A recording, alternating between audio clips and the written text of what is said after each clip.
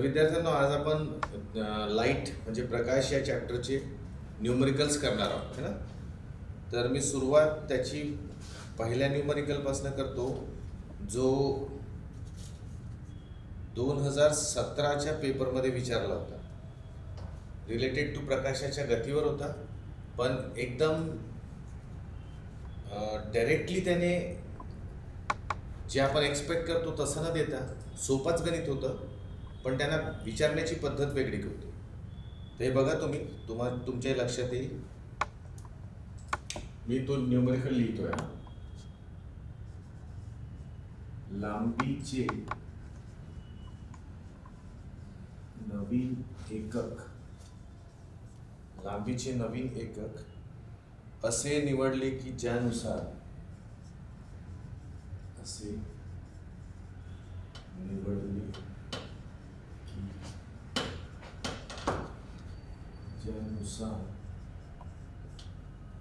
ज्यानुसार निर्वात पोकळीत प्रकाशाची गती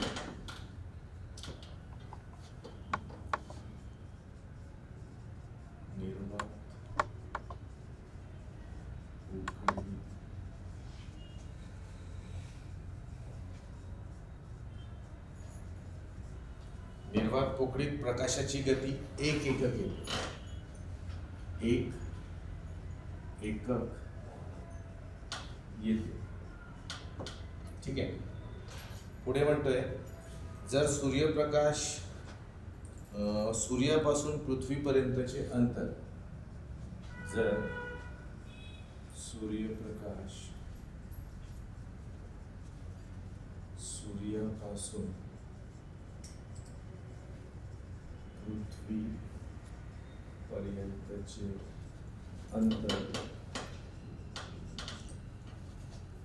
अंतर 8 मिनिट व 20 सेकंदात कापत असेल, 8 मिनिट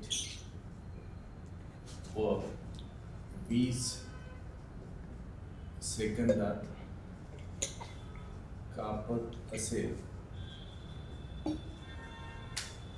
कापत असेल तर लांबीच्या नवीन एककानुसार,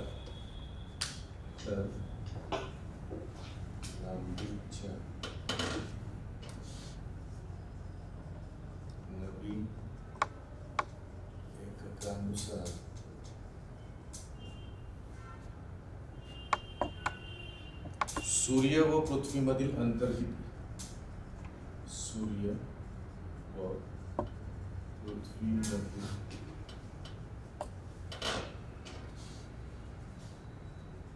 अंतर. ठीक आहे. असा हा प्रश्न होता. याचे ऑप्शन होते, फर्स्ट ऑप्शन 820 एकक, दूसरा होता 500, 1500, 500 एकक, तिसरा 1500 एकक, चौथा होता विद्यार्थ्यांनो 2460 एकक. ठीक आहे.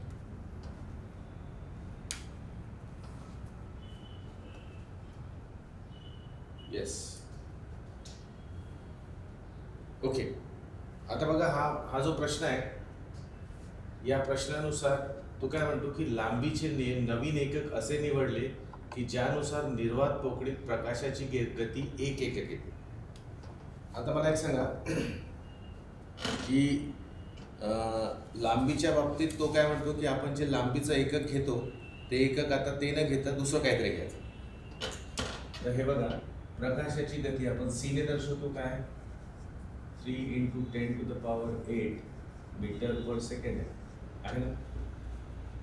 आता याच्यात ही लांबी आहे 3 × 10⁸ ही काय? ही लांबी आहे, आणि एवढी लांबी प्रति सेकंदात प्रकाश पार करते. पण आता तो काय म्हणतो की एकक आपल्याला कसं घ्यायचं? दुसऱ्या पद्धतीचं घ्यायचं. म्हणजे लांबीचं नवीन एकक हे जे सूर्यप्रकाशाची जी गती आहे त्या गतीमध्ये जो अंतर आहे त्या अंतराला तुम्हाला 1 मारायचं. म्हणजे आता नवीन युनिट कसं होईल? c बरोबर 1 एकक प्रति सेकंड, 1 एकक प्रति सेकंड। बघा या फर्स्ट लाईन मधूनच ते काय लिहिल्या कळून येते, लांबीचे नवीन एकक असे निवडले की ज्यानुसार निर्वात पोकळीत प्रकाशाची गती 1 एकक येते। तर लांबीचं नवीन एकक, ही लांबी आहे विद्यार्थ्यांनो 3 × 10⁸ मीटर ही लांबी आहे। आता या लांबीला आपण काय म्हणणार, 1 एकक म्हणणार। तर मग गती काय होऊन जाईल, सूर्यप्रकाशाची गती 1 एकक प्रति सेकंड। तर आता या गतीने सूर्यप्रकाश सूर्यापासून पृथ्वीपर्यंत येत आहे। आता दुसरा क्वेश्चन, दुसरा काय म्हणतो, जर सूर्यप्रकाश सूर्यापासून पृथ्वीपर्यंतचे अंतर 8 मीटर व 20 सेकंदामध्ये कापत असेल। आता वेळ दिली आहे, वेळ काय दिली आहे, 8 मिनिट आणि 20 सेकंद। यांना आपण सेकंदात आणूया। 8 मिनिट आहे, मिनिटांना सेकंदात आणलं तर कसं करावं लागेल, 60 सेकंड आणि अधिक हे 20 सेकंड। 8 सकम 48, 48 म्हणजे 480 + 20 म्हणजे किती झाले, 500 second.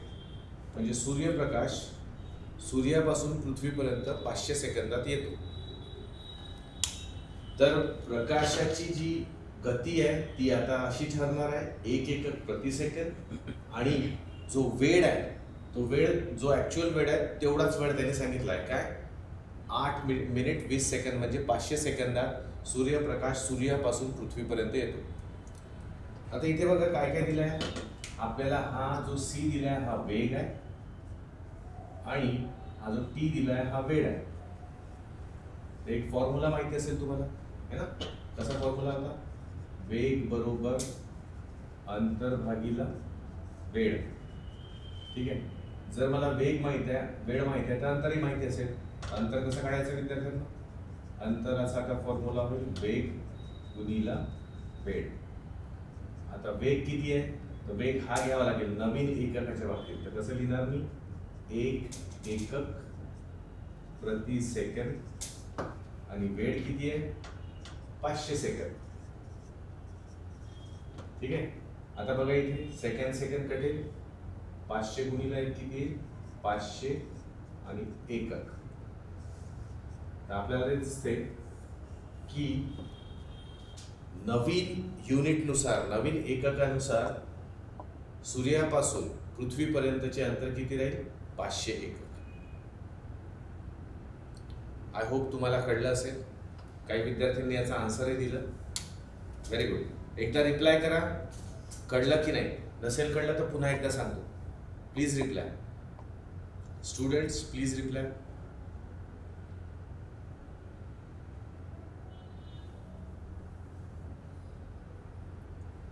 Yes, very good, very good, very good.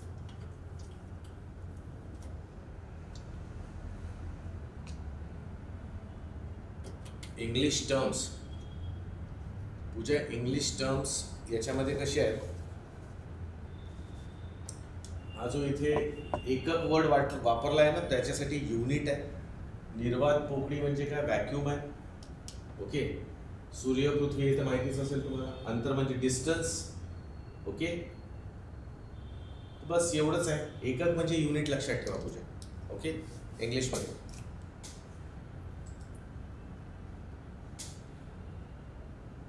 हा एककला युनिट म्हणतो आपण, युनिट नाही का, मोजायचे जे युनिट्स असतात। ओके ओके, आता हा फर्स्ट एक्सपेरिमेंट होता, न्यूमेरिकल होता, जो 2017ला विचारला होता।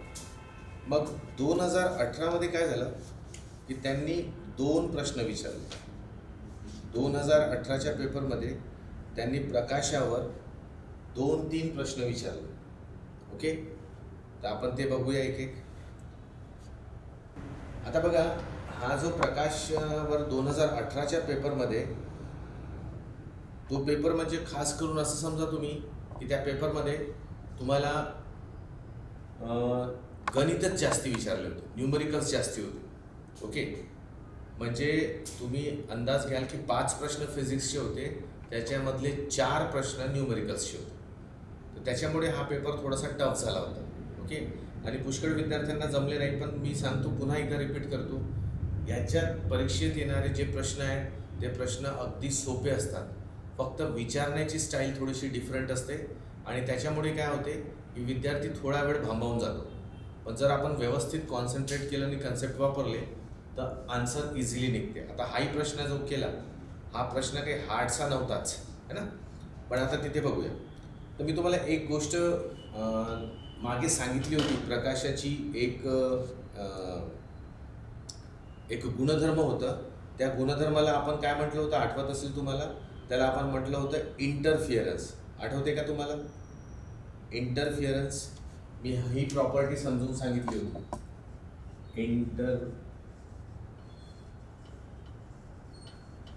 इंटरफिअरन्स याला मराठी शब्द आहे विद्यार्थ्यांनो व्यतिकरण.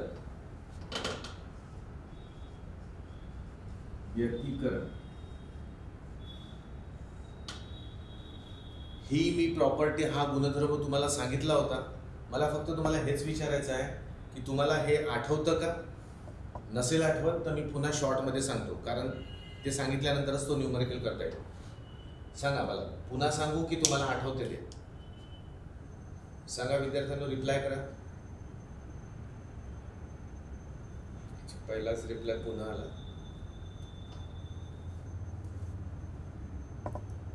हां ओके विद्यार्थी, बघा मी तुम्हाला एक गोष्ट सांगितली होती की प्रकाशामध्ये एक आणखी असा गुणधर्म दिसतो की जेव्हा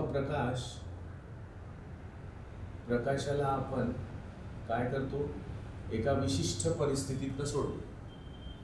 हा जो प्रकाश आहे हा एका विशिष्ट प्रकारचा प्रकाश आहे.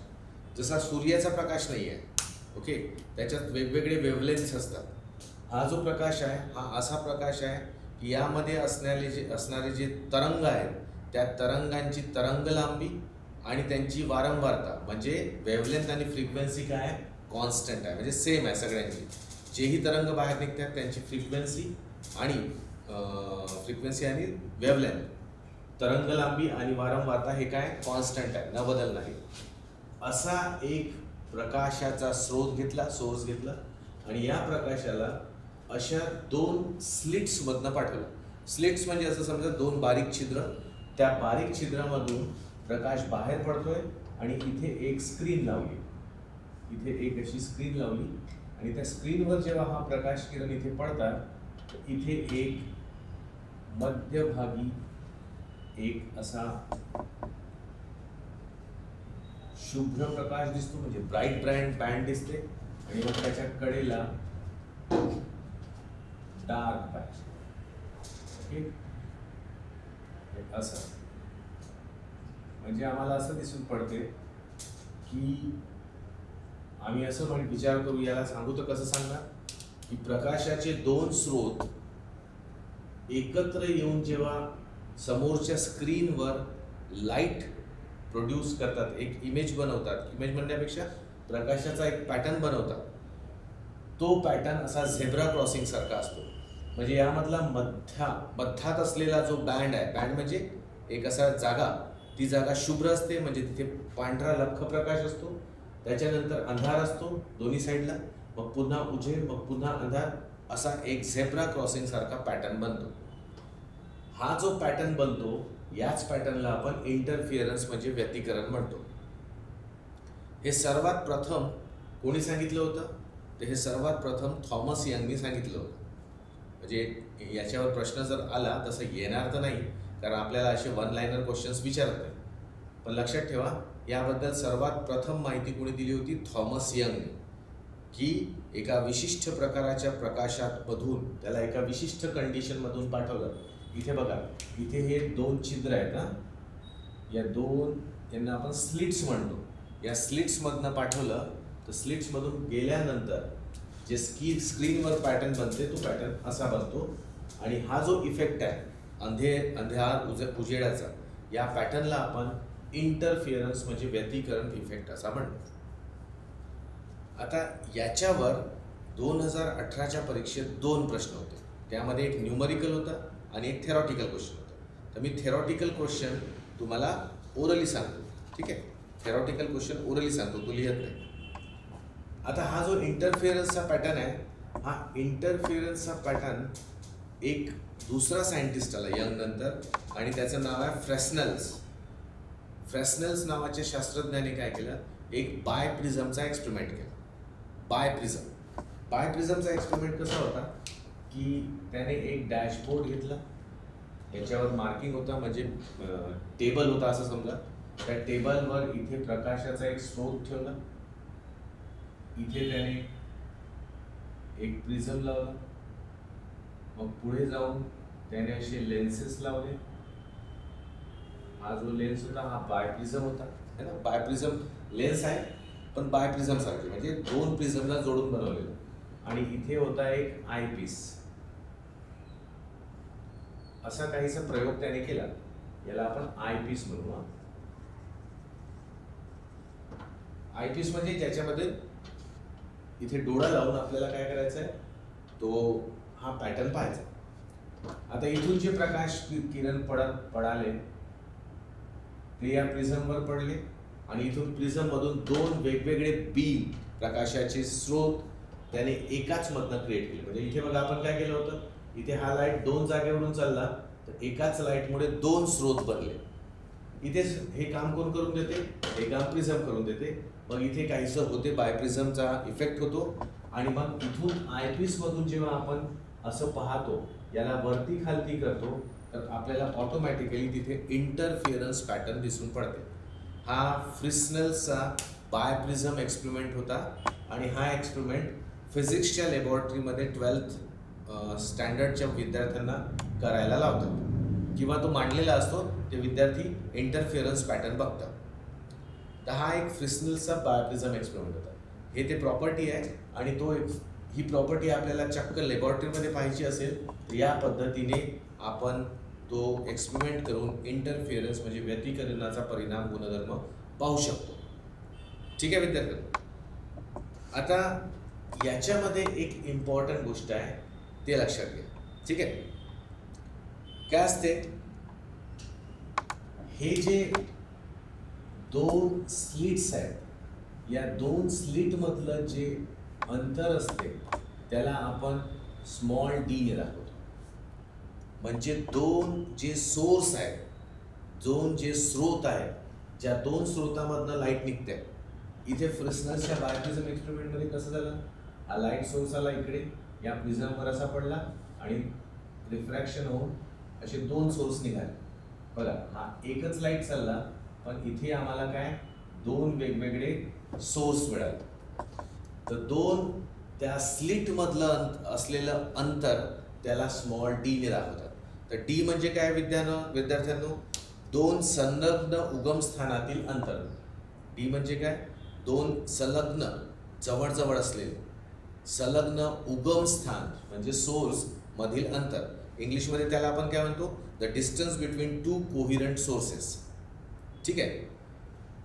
दुसरी गोष्ट, हा जो ही जी इथे पॅटर्न बनते, यांना इंग्लिशमध्ये आपण फ्रिंज म्हणतो. फ्रिंज, मराठीत त्याला फ्रिंजस म्हणतात.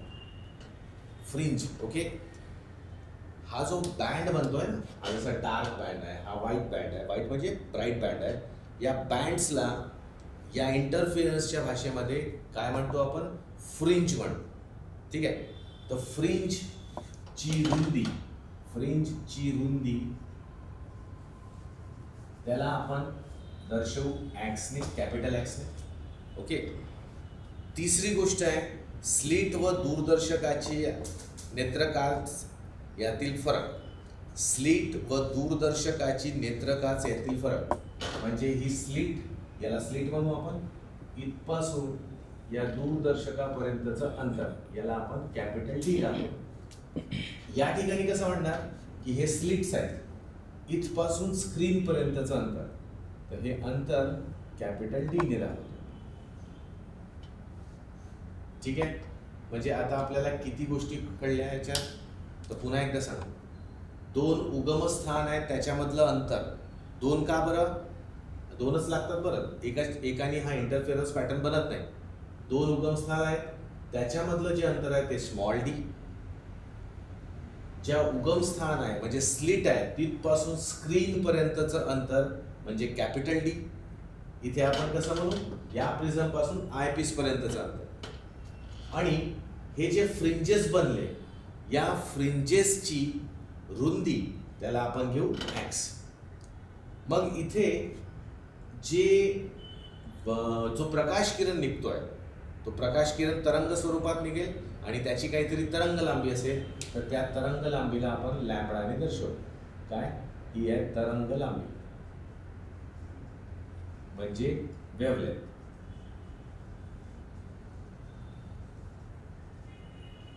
ठीक आहे. तर हा फ्रिस्नेल्सनी बनवलेला लॅबोरेटरी ॲपरेटस आणि हे बेसिकली इंटरफिरन्सची थेअरी समजून घेण्यासाठी असलेली डायग्राम. दोन्ही एकच आहे ऑलमोस्ट, तिथे फक्त लॅबोरेटरी सेटअप आहे. आता इथे ज्या मी टर्मिनॉलॉजी सांगितल्या त्या तुम्हाला कळल्या का? एकदा मला रिप्लाय करा. एकदा रिप्लाय करा विद्यार्थ्यांना.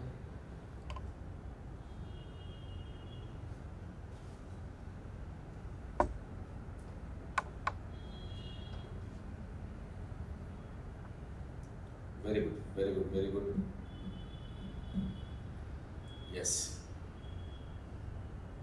हा, आता प्रश्न काय होता? जो थेरॉटिकल प्रश्न होता फ्रिस्नेल्स बायप्रिझम एक्सपेरिमेंटवर, याच्यावर प्रश्न होता. प्रश्नाच्या अगोदर एक गोष्ट सांगू द्या. हे जे फ्रिंजची रुंदी आहे, म्हणजे हे जे बँड्स बनले आहेत, या बँड्सला काहीतरी विड्थ असेल ना, याला काहीतरी मोठाई चौडाई असेल है ना, विड्थ आहे. तर याची रुंदी किती आहे अशी? तर त्या रुंदीचा फॉर्म्युला होता, म्हणजे हा फॉर्म्युला असा दिला जायचा, x equals to lambda capital D upon small D. हा फॉर्म्युला आहे. ठीक आहे. जर विद्यार्थ्यांना हा फॉर्म्युला माहिती असता तर फिजिक्स मधले 2 मार्क बिलकुल पक्के होते, कारण थेरॉटिकल क्वेश्चन याच्यावरच आला आणि न्यूमरिकल क्वेश्चन याच्यावरच विचारलं होतं. तर बघा, आता हे सगळं सेटअप समजलं तुम्हाला, फॉर्म्युला लक्षात आला. फ्रिंजची रुंदी बरोबर तरंग लांबी गुणीला स्लिट आणि स्क्रीन मधलं अंतर भागीला 2 स्लिट मधील अंतर. ओके.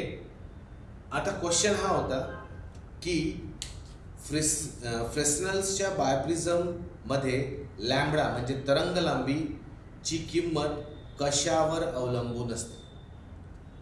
फ्रिस्नेल्सच्या बायप्रिझम एक्सपेरिमेंट मध्ये जी तरंग लांबी आहे त्याची किंमत कशावर अवलंबून असते? आता हा फॉर्म्युला बघायचा. हा फॉर्म्युला, या फॉर्म्युलाला आपण असं लिहू शकतो ना, हा डी वरती गेला आणि खाली कॅपिटल डी गेला. हा फॉर्म्युला असा पण लिहू शकतो आपण, है ना. आता मला सांगा, ही तरंग लांबी कशावर निर्भर करते? म्हणजे तरंग लांबीची मला किंमत काढायची असेल तर मला कोणत्या कोणत्या गोष्टी माहिती असाव्या ज्याच्याने निघेल? तर मला x माहिती पाहिजे, म्हणजे फ्रिंजची रुंदी माहिती पाहिजे. दुसरं डी, स्लिट मधलं अंतर माहिती पाहिजे. आणि तिसरं कॅपिटल डी, म्हणजे स्क्रीन आणि स्लिट मधलं अंतर माहिती पाहिजे. तर या तीनही गोष्टीवर अवलंबून आहे तरंग लांबी. तर त्याने ऑप्शन बघा काय दिलं होतं. पहिला ऑप्शन होता की 2 संलग्न उगम स्थानातील अंतर, म्हणजे डी, छोटा डी. इंग्लिशमध्ये the distance between 2 coherent sources, हा पहिला ऑप्शन होता. दुसरा ऑप्शन होता फ्रिंजची रुंदी, म्हणजे फ्रिंज विड्थ, म्हणजे x. तिसरा ऑप्शन होता स्लिट व दूरदर्शकाच्या नेत्रकाच यातील अंतर, म्हणजे इंग्लिशमध्ये आपण त्याला म्हणू the distance between slit and eyepiece of the telescope, इथपासून इथपर्यंत अंतर, हा कॅपिटल डी. आणि मग चौथा ऑप्शन होता वरील सर्व. तर या फॉर्म्युल्यानुसार आपल्याला दिसते की हा या तिन्हीवर निर्भर करतो. म्हणजे आमचा ऑप्शन कोणतं घ्यायला पाहिजे होतं, सिलेक्ट करू ऑप्शन नंबर 4, वरील सर्व, ऑल ऑफ दिस. तर हा एक सिंपलसा एक्सपेरिमेंट होता ज्याच्यावर चांगलाच प्रश्न विचारला होता. पण विद्यार्थ्यांना तुम्हाला एक सांगतो की हा जो पोर्शन आहे ना, हा 12वीच्या फिजिक्समध्ये. तर आता हे कधी कधी काय करतात, 12वीच्या फिजिक्सचे एखाद दुसरा प्रश्न टाकून देतात. ओके. तर तुम्ही तसं रेडी राहायला पाहिजे. तर हा थेरॉटिकल क्वेश्चन कळला का? सांगा एकदा रिप्लाय करा. फ्रिस्नेल्स बायप्रिझमचा काही असं ॲप्लिकेशन नाही आहे. आपल्याला फक्त याच्याने लाईटचे गुणधर्म माहिती पडतं, प्रकाशाचे काय एक ॲप्लिकेशन माहिती पडलं की प्रकाश असा पण बिहेव करतो. ॲक्च्युली हा जो इफेक्ट आहे ना, फ्रिस्नेल्सनी तर ते इंटरफिअरन्स कसं होते ते करून दाखवण्यासाठी एक छोटंसं ॲपरेटस बनवलं. इंटरफिअरन्स आहे ना, या इंटरफिअरन्सच्या प्रॉपर्टीमुळे आपण एक गोष्ट सिद्ध करतो की प्रकाश तरंग स्वरूपात ट्रॅव्हल करतो. मी तुम्हाला म्हटलं होतं ना मागे, आठवत असेल तुम्हाला, की प्रकाश हा 2 स्वरूपात असतो, तरंग स्वरूपात आणि कण स्वरूपात. जेव्हा तो तरंग स्वरूपात असतो आणि जेव्हा तो कण स्वरूपात असतो, तर कोणी म्हणेल तरंग स्वरूपात असतो, त्याला सिद्ध करून दाखवावं लागेल ना, तरंग स्वरूपात कसा असतो प्रकाश. तर ते सिद्ध करून दाखवण्यासाठी तो एक्सपेरिमेंट करून दाखवतो. म्हणजे या इंटरफिअरन्समुळे एक गोष्ट पक्की होते की प्रकाश हा तरंग स्वरूपात काय करतो, ट्रॅव्हल करतो. पण काही असेही एक्सपेरिमेंट्स आहे की ज्याच्याने आपल्याला हे कळते की प्रकाश कण स्वरूपात ट्रॅव्हल करतो. तर मग या दोन्ही गोष्टीचे एक्सपेरिमेंटल प्रूफ जेव्हा मिळाले तेव्हा आम्ही डिसाईड केलं की प्रकाश हा काय ड्युअल नेचरने काम करतो, दोन्ही प्रकारे वागतो, तरंग स्वरूप आणि कण स्वरूप. तर ह्या गुणधर्मामुळे आपण प्रकाशाचे तरंग स्वरूप सिद्ध करू शकतो, ही एक खासियत होती. आणि फ्रिस्नेल्सनी काय केलं, तो एक्सपेरिमेंट करून दाखवला लॅबॉरेटरीमध्ये इझी पद्धतीने. हे करायला थोडं त्रास होते है ना, हे अंतर स्क्रीन कुठे ठेवायची, स्क्रीन बरोबर लागली नाही तर पॅटर्न बनत नाही. इथे कसं, हा जो टेबल आहे इथे सगळे ॲपरेटस माउंट केला जाऊ शकतो आणि आयपीसला वरती खाली, आणि एकदा मांडणी झाली की फक्त हे मांडणी केली की आयपीसला ॲडजस्ट केलं की आपल्याला पटापट इंटरफिअरन्स इफेक्ट दिसून पडतो. तुम्ही कदाचित 12वीच्या जर सायन्स असेल तुमचं तर तुमच्या कॉलेजमध्ये हा एक्सपेरिमेंट करून दाखवला असेल तुम्हाला टीचर्सने, if you remember. Okay, got it? Mayur, have you got it?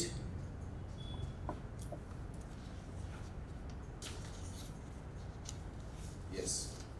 आता हा होता कोणता थेरॉटिकल प्रश्न. आता याच्यावरच एक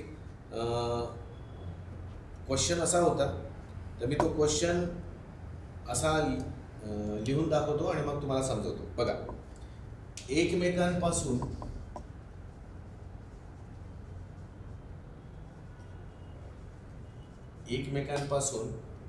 1 मिलीमीटर अंतरावर, 1 मिलीमीटर अंतरावर,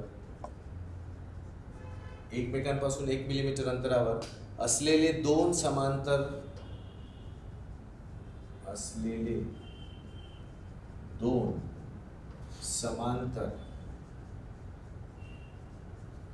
काय रेखाच्छादित पडद्यापासून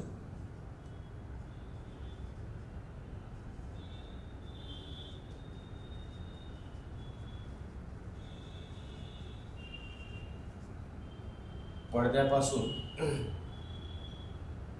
1 मीटर अंतरावर ठेवले आहेत. 1 मीटर अंतरावर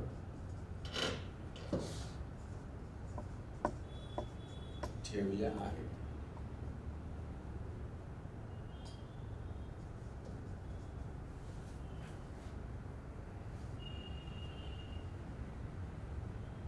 छिद्र आहे, ठेवल्या आहेत.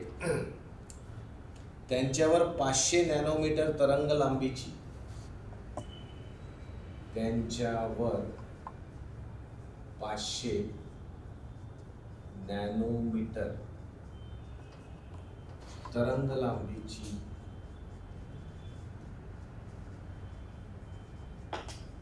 शलाका,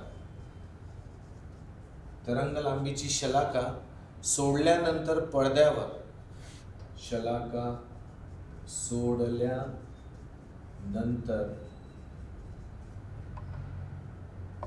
पडद्यावर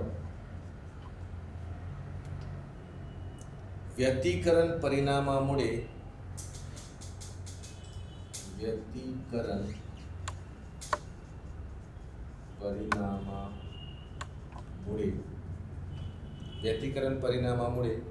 तयार झालेल्या पंक्तींमधील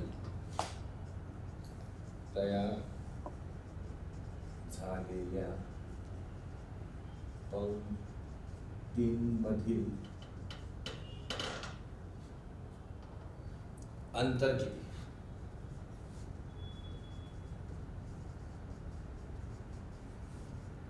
ठीक आहे.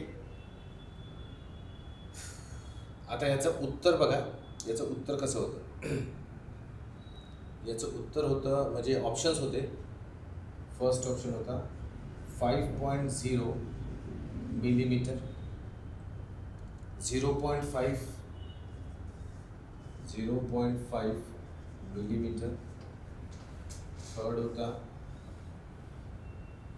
5.0 सेंटीमीटर आणि फोर्थ होता विद्यार्थ्यांनो 0.05 मिलीमीटर. ठीक आहे. मी तुम्हाला क्वेश्चन समजून सांगतो. तू काय म्हणतो. एकामेकापासून 1 मिलीमीटर अंतरावर असलेले दोन समांतर रेखाछिद्र 1 मिलीमीटर अंतरावर असलेले दोन समांतर रेखाछिद्र म्हणजे हे जे अंतर आहे, हे अंतर जे आहे हे दिलेलं आहे. तर हे अंतर जे दिलं आहे म्हणजे हा 1 मिलीमीटर काय आहे, हे 1 मिलीमीटर विद्यार्थ्यांनो हे त्याने दिली आहे छोट्या डी ची किंमत. ठीक आहे. छोट्या डी ची किंमत हे अच्छा पडद्यापासून 1 मीटर अंतरावर ठेवले आहे. यांचं हे जे रेखाछिद्र म्हणजे स्लिट्स आहेत हे पडद्यापासून 1 मीटर अंतरावर दिले आहेत. तर हा 1 मीटर अंतर काय आहे, तर हा आम्हाला दिसते हा आहे कॅपिटल डी. कॅपिटल डी आहे. त्यांच्यावर 500 नॅनोमीटरची तरंग लांबीची शलाका म्हणजे एक प्रकारचं लाईटच म्हणा. तर 500 नॅनोमीटर तरंग लांबी म्हणजे हे आपल्याला काय दिलं आहे विद्यार्थ्यांनो, तर हे दिलं आहे लॅम्बडा दिला आहे. आणि मग तो म्हणतो की इथे व्यतिकरण होईल. No doubt. व्यतिकरण झालं की मग इथे फ्रिंजेस बनतील है ना, बँड्स बनतील. त्यांना त्यांनी पंक्ती म्हटलं. जो थेरॉटिकल प्रश्न होता तिथे मराठीमध्ये त्याला फ्रिंजेस म्हटलं होतं, पण या क्वेश्चनमध्ये त्याला तिथे पंक्ती म्हटलं आहे. तर ही जशी एक पंक्ती आहे, अशा पंक्त्या निर्माण झाल्या ना, तर जवळच्या पंक्त्यांमधलं अंतर किती. म्हणजे असं समजा की या फ्रिंजची रुंदी मला काढायची आहे. म्हणजे तो काढायला काय लावतोय आम्हाला, तो एक्स ची व्हॅल्यू काढायला लावतो. एक्स ची व्हॅल्यू काढायला. तर मी विद्यार्थ्यांना रिक्वेस्ट करतो, कोणी काढून दाखवते का ऑप्शन. नो. Hello hello. एक मिनिट. हो.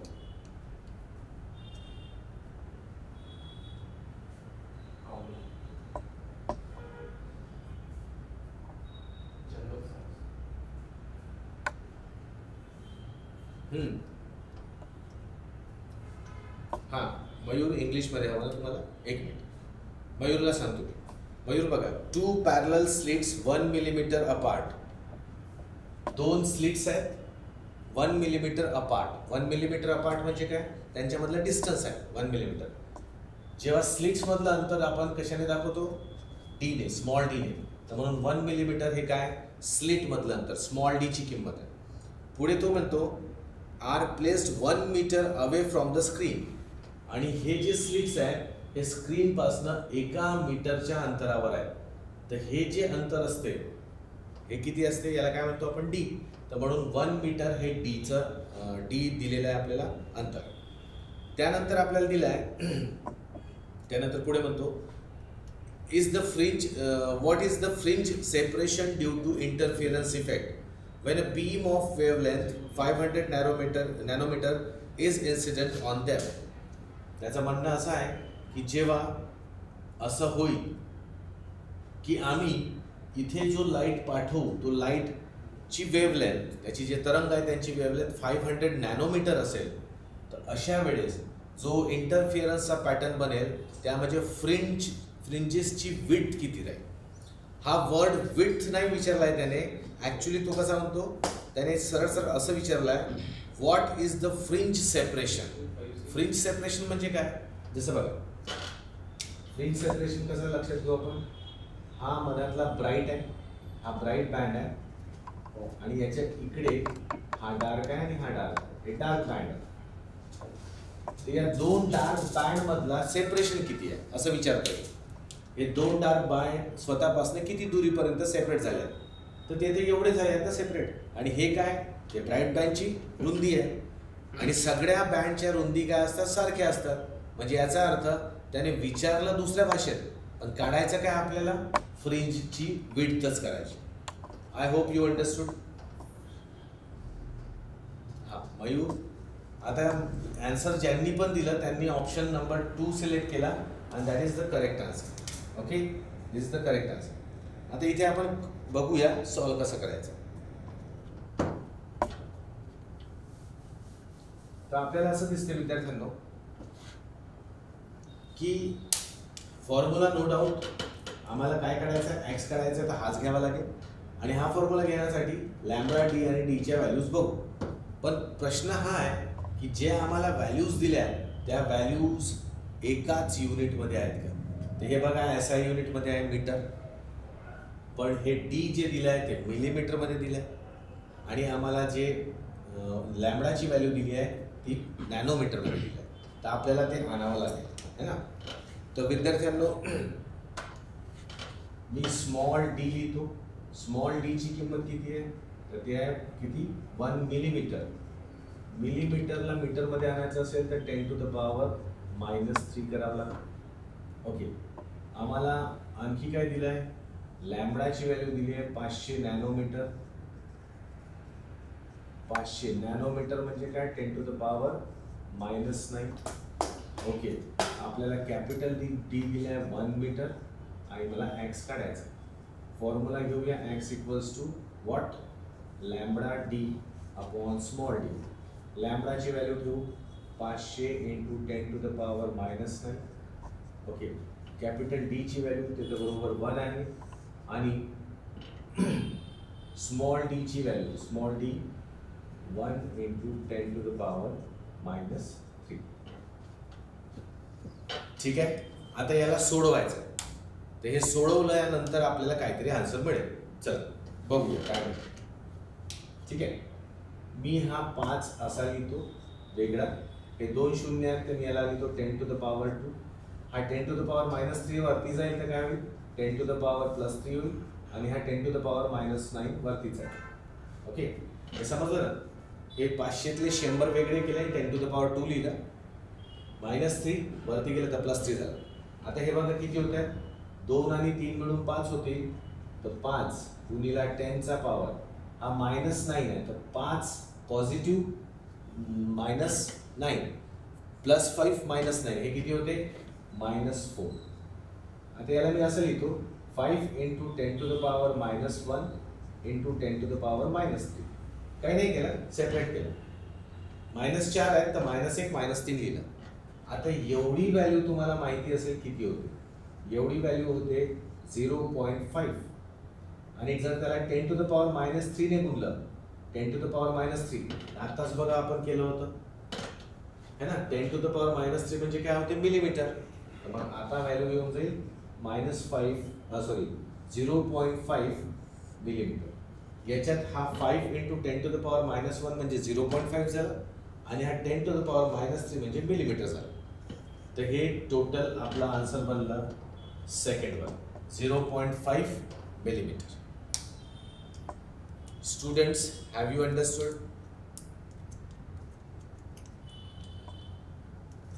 Yes, have you got it? प्रमिलाने काही प्रश्न विचारला आहे. When the light is travel in Fresnel's prism, which of the characters are shown? Characters म्हणजे कोणते? Characters बघा, तो कॅरेक्टर्स म्हणजे जर तुम्ही प्रॉपर्टीज विचारत आहे, कॅरेक्टरिस्टिक्स विचारत आहेत, तर हा एक विशिष्ट लाईट आहे, कोहिरंट ज्याला म्हणतो आपण. कोहिरंट सोर्सेसमधनं येणारा लाईट आहे. त्याची वेव्हलेंथ, फ्रिक्वेन्सी हे काय असते, कॉन्स्टंट असायला लागते.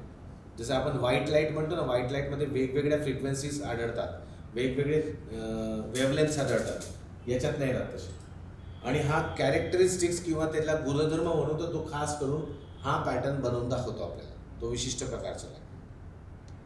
आय होप तुम्हाला कळलं असेल.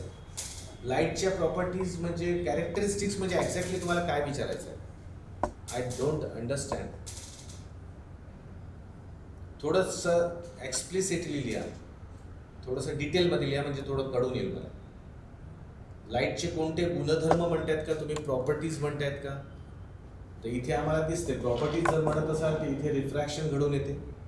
ओके, रिफ्रॅक्शन घडून आल्यानंतर इथे डिस्पर्शन, स्कॅटरिंग वगैरे होत नाही, कारण आपण तसावाला लाईट घेतलेला नाहीये. ओके, फक्त बायप्रिझम काय करते की तो आम्हाला पॅटर्न बनवून देते, आणि या पॅटर्नच्या बनण्याच्या मागे काहीतरी हिस्ट्री आहे की हे वेव्ह फ्रंट्स येतात, एकमेकांना इंटरसेक्ट करतात, एक वेव्हची क्रिस्ट आणि दुसऱ्या वेव्हची ट्रफ जेव्हा कट करते तर तेव्हा काहीतरी ब्राईटनेस बनते है ना. मग कधी तिथे काय होते, डार्कनेस फॉर्मेशन होते. मेन म्हणजे इथे जे लाईटचे आम्हाला हाच एक इफेक्ट दिसून पडतो, तो आहे interference. I hope students you understood. Okay, बरं हा न्यूमरिकल समजला का एकदा रिप्लाय करा, मग पुढे जाऊया. खास करून परीक्षेत आलेले होते. ओके, आता एक आणखी सिंपलसा क्वेश्चन आहे, यावर रिलेटेड क्वेश्चन एक जुन्या काळी पेपरमध्ये आला होता. सिंपल क्वेश्चन आहे, तुम्हाला स्वतःला आन्सर देता येईल.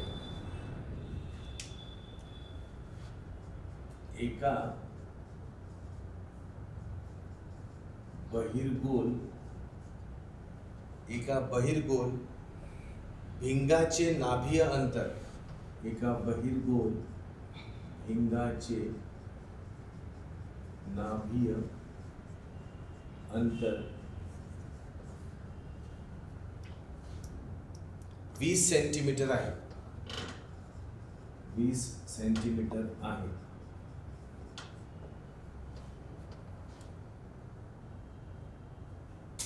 तर त्या भिंगाची शक्ती किती असेल? तर त्या भिंगाची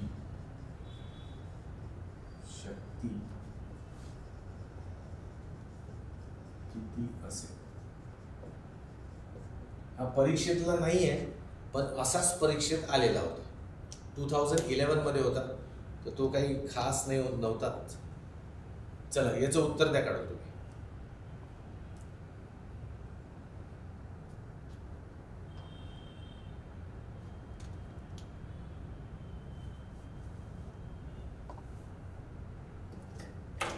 फ्रिस्नेल्स बायप्रिझम एक्सपेरिमेंट मध्ये डिस्पर्शन होत आहे ना?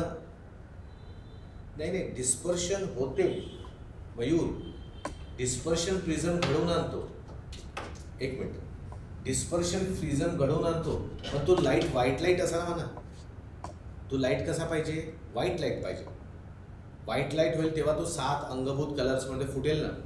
पण इथे आपण तो व्हाईट लाईट घेतच नाही ना. आम्हाला लाईट कोणता पाहिजे? आम्हाला इथे डिस्पर्शन करून दाखवायचंच नाहीये. आम्हाला काय करून दाखवायचं आहे?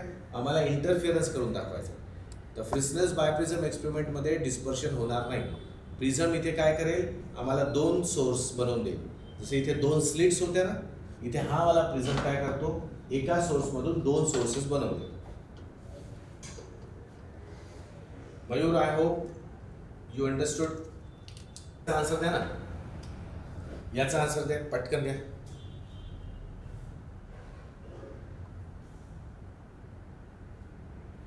Students fast.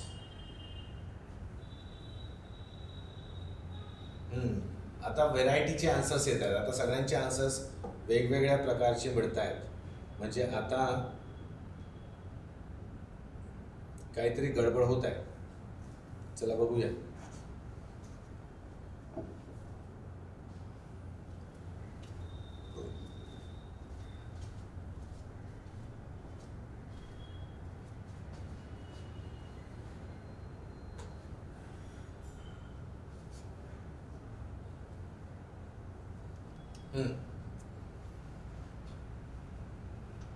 बघा, सिंपल आहे, तुम्ही कॉम्प्लिकेटेड करू नका त्याला.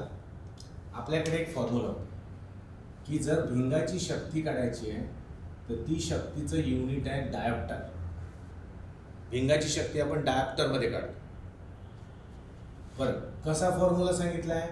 तर तो फॉर्म्युला आहे 1/, फोकल लेंथ म्हणजे नाभी अंतर. हे पॉवर आहे, शक्ती. हे फोकल लेंथ आहे म्हणजे नाभी अंतर. पण डायप्टर मध्ये तेव्हाच आन्सर निघते जेव्हा फोकल लेंथ कशात असावी लागते, मीटरमध्ये. तर आम्ही फोकल लेंथ जेव्हा मीटरमध्ये टाकू तेव्हाच आमचा उत्तर डायप्टर मध्ये मिळेल. डायप्टर काय स्टँडर्ड युनिट आहे.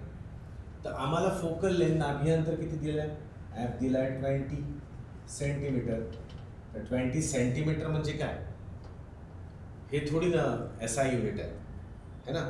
SI युनिट थोडा मीटरमध्ये पाहिजे होतं पण ते सेंटीमीटरमध्ये दिलं. तर त्याला आपल्याला मीटरमध्ये आणावं लागेल. तर आपण कसं करणार, 20 × 10⁻² करा. आता हे मीटर झालं, ठीक आहे. किंवा त्याला 0.2 पण लिहू शकतो. ओके, चला व्हॅल्यू ठेवूया. 1/, काय, एफ मीटरमध्ये किती आहे, 20 × 10⁻². हा 10⁻² वरती गेला म्हणजे काय होईल, 10⁻²/20. 10⁻² म्हणजे काय होते, 100 ना. म्हणजे हे आला 100/20. 100/20 म्हणजे किती, 5. आणि युनिट काय राहील, डायप्टर डी. तर हे 5 डायप्टर हे आन्सर राहील. स्टुडंट्स, तर काही विद्यार्थ्यांच्या आलं होतं, गौरवचं आलं होतं. बाकीच्यांचे आन्सर चुकले होते. No problem.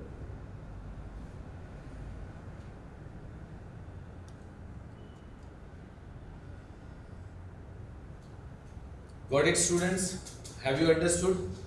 समजलं ना काय कसं करायचं?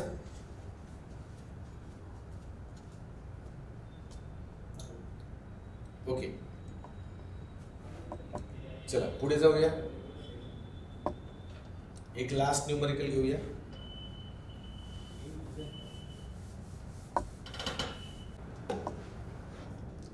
पाण्याचा निरपेक्ष अपवर्तनांक. पाण्याचा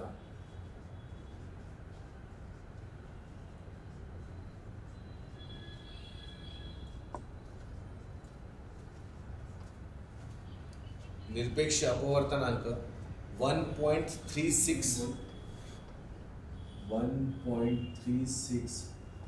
असून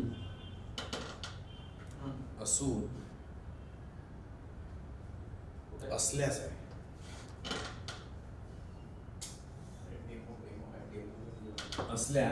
असल्यास प्रकाशाच्या पाण्यातील वेग किती?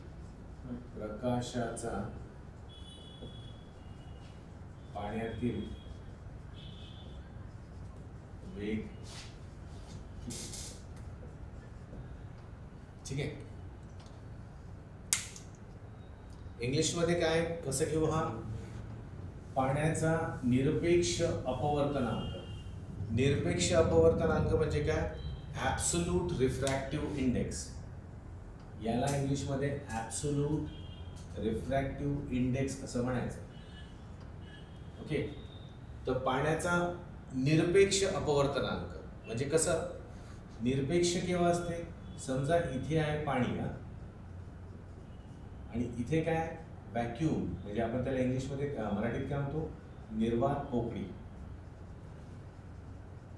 निर्वात पोकळीच्या संदर्भात काढलेला जो ज्याही मटेरियलचा अपवर्तनांक राहील त्याला आपण निरपेक्ष अपवर्तनांक म्हणतो. म्हणजे काय म्हणतो त्याला, absolute refractive index. Absolute refractive index असं म्हणतो त्याला. ठीक आहे. आता प्रकाश असा येईल, इथे आला की तो काय होईल, इथे बेंड होऊन जाईल है ना.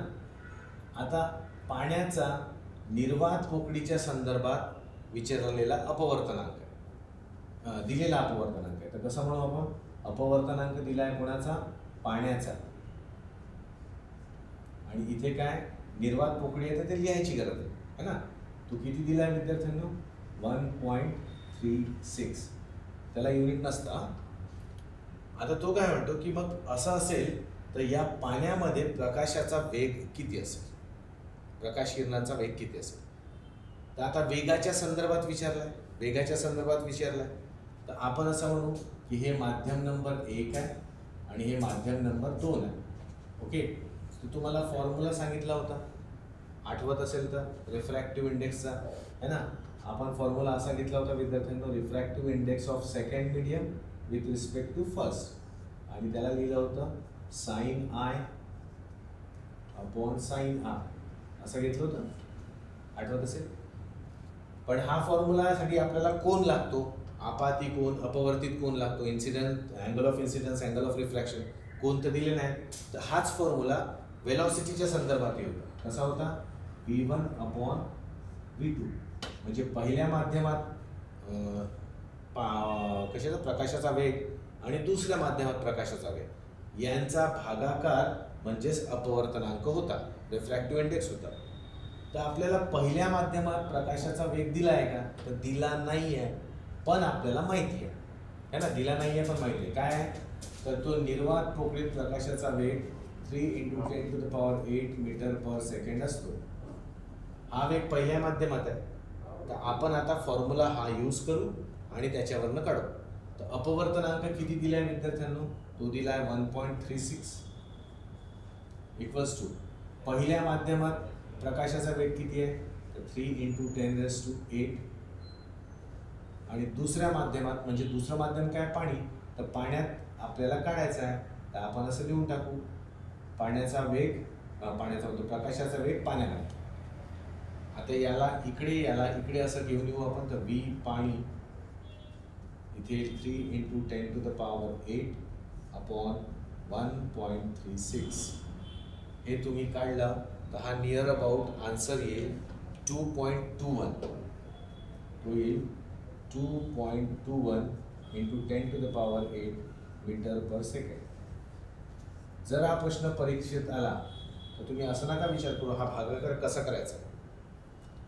हा भागाकार करायचा नाही, ऑप्शनमध्ये जायचं आणि एक अंदाजे व्हॅल्यू काढायची याची, अंदाज.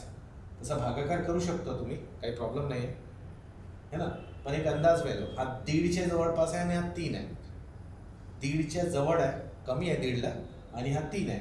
तर 1.5 दोनदा घेतलं म्हणजे 3 होतात. तर हे आपण या अंदाजाने ही व्हॅल्यू सिलेक्ट करू, 10⁸ ॲज इट इज. तर एवढा प्रकाशाचा वेग राहील कुठे, पाण्याला. गॉट इट विद्यार्थ्यांनो, ठीक आहे ना. हां, येस येस येस येस.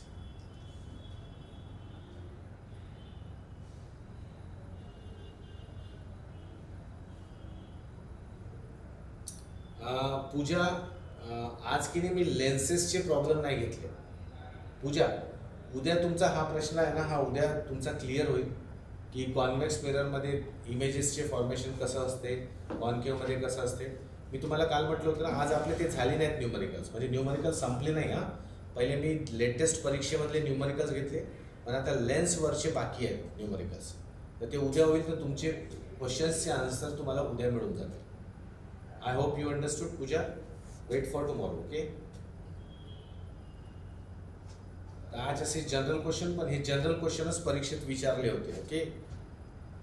आणि काही लेन्सवर एखाद दुसरा प्रश्न आहे जो परीक्षेत विचारलेला होता, तो आपण उद्या घेणारच आहोत. आता आणखी काही प्रश्न असेल तर विचारा, अदरवाइज वी विल स्टॉप.